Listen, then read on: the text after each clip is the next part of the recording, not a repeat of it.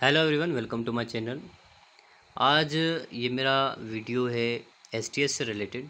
कल कुछ दोस्तों का टेस्ट है, मॉर्निंग में पुलिस कांस्टेबल का, कुछ का इवनिंग में है। सो आपके लिए एक छोटा सा मैसेज है जो शायद आपको पेपर पास करा दे, शायद आपके पेपर के लिए ये यूज़फुल हो। जो मेरा एक्सपीरियंस है एसटीएस के साथ, सीबा टेस्टिंग के साथ, थ्रू जीएसटी, पीएसटी और ग्रेजुएशन कैटेगरी और इंटरमीडिएट कैटेगरी, उसको सामने रखते हुए एक तो सिंपल सी बात है, आपका 100 क्वेश्चंस होंगे और उनको आपने करना होगा 100 मिनट्स में। सो आपको जस्ट मेंटली रिलैक्स होना बहुत ज़रूरी है। अब आपने जितना भी पढ़ा है, ये बिफोर एग्ज़ाम आपको मैं बता रहा हूँ कि एग्ज़ाम से पहले आपने क्या करना है। आपने जितना भी पढ़ा है वो मोर देन इनफ है। अब आज पेपर रात है तो आपने जस्ट चिल आउट करना है और अच्छी सी नींद करनी है। जिनका पेपर सुबह में है, सुबह उठ के अच्छा सा नाश्ता करके डायरेक्ट पेपर में जाएं। जिनका इवनिंग में है तो वो पानी वगैरह अपने साथ रखें, उसको एक सही तरीके से अपने आप को गर्मी से बचा के पेपर में जाएं। अब जब आप पेपर में गए तो आपके पास अपनी एक वॉच होनी चाहिए, क्योंकि टाइम वगैरह आपको किसी से पूछने की ज़रूरत नहीं पड़े।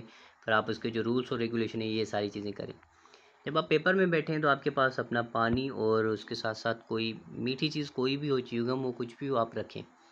ये बहुत ज़रूरी होती है। अब कुछ स्टूडेंट्स ऐसे होते हैं कि जो अंडर प्रेशर आ जाते हैं, या उनका शुगर लेवल नीचे चला जाता है, या बीपी डाउन हो जाता है, तो उनको पता नहीं होता मोस्टली, क्योंकि एक पेपर का प्रेशर भी होता है। तो आप ये चीज़ें जब रखेंगे तो आपको मेंटली बहुत रिलैक्सेशन मिलेगी। अब आते हैं काम की बात पे कि ड्यूरिंग पेपर आपने क्या करना है।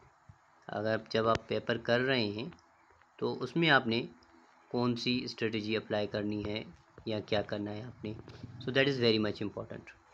सो पेपर के दौरान एक सिंपल सा फिलोसॉफी है जो आपको समझाने की मैं कोशिश करता हूँ कि भाई, सबसे पहले जो आपकी अप्रोच होनी चाहिए कि आप वो सवाल करें, वो क्वेश्चन अटेम्प्ट करें जो आपको बहुत ज़्यादा आते हैं, जब जिनके लिए आपको टाइम देने की कोई ज़रूरत नहीं पड़े। कोई सिंपल सा कैपिटल आ गया, कोई करेंसी आ गया जो आपको आता है, आपने कर लिया।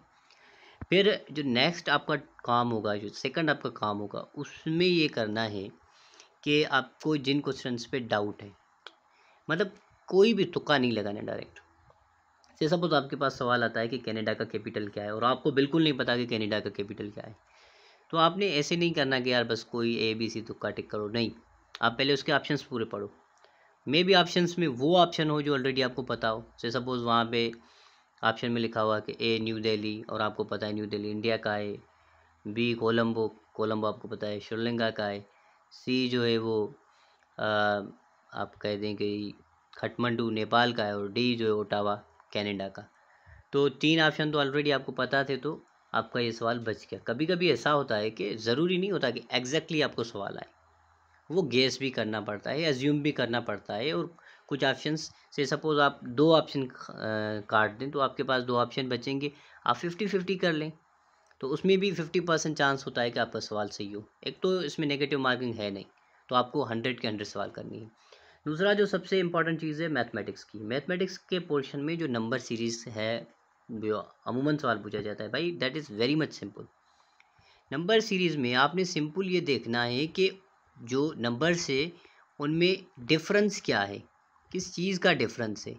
आप उस डिफरेंस को समझें, आपको पता लग जाएगा कि क्या उस नंबर में कोई चीज़ ऐड हो रही है, या उस नंबर में कोई चीज़ माइनस हो रही है, मल्टीप्लाई हो रही है, या कोई चीज़ डिवाइड कर रहे हैं। ईजीएस्ट सम अगर मैथ में कोई है तो वो नंबर सीरीज़ के होते हैं। सिर्फ आपने क्या करना होता है, वो जो 5-6 नंबर्स है उनके नीचे लाइन लगा के दो दो नंबर्स में फ़र्क देखें। पहले और दूसरे में कितना फ़र्क है, दूसरे और तीसरे में कितना फ़र्क है, तीसरे और चौथे में कितना फ़र्क है। ईजिली आपको पता लग जाएगा कि वो ऐड कर रहा है, सब्ट्रैक्ट कर रहा है, क्या कर रहा है। उसके बाद आपकी ये अप्रोच होनी चाहिए कि आपने कोई भी क्वेश्चन छोड़ना नहीं है, क्योंकि नेगेटिव मार्किंग नहीं है। So again I am repeating कि अभी पेपर की नाइट, काइंडली आप सुकून करना, रिलैक्स रहना। अपने माइंड को जितना रिलैक्स रखेंगे, आपने बहुत पढ़ा है, that is more than enough. अब आपने जस्ट रिलैक्स होकर कल जाके अपना पेपर देना है। और पेपर इस तरह देना है कि आपने पूरे टाइम, जितना आपके पास टाइम है ना, आपको वो यूटिलाइज़ करना पड़ेगा। मतलब अपना टाइम 100%, जल्दबाज ना बने। कभी कभी ऐसा होता है कि ऐसे 5-6 क्वेश्चंस होते हैं कि यार ये भी पढ़ता है, मुझे ये भी मुझे आ रहा है, इमोशंस में आके बंदा रॉन्ग जो होता है ऑप्शंस को टिक कर देता है। Be aware of it. इन चीज़ों का आप ख्याल करें, उन चीज़ों की आप नोयत को समझें। पेपर के जो प्रेशर है उसमें इमोशंस में ना आए। बिल्कुल एक्सपीरियंस बंदे भी इमोशंस में आ जाते हैं। बी अवेयर, ये वो चीज़ें हैं जो आपने करनी है पेपर में, before the paper, after the paper. And I wish you all the best. इंशाल्लाह आपका पेपर अच्छा होगा। Good luck.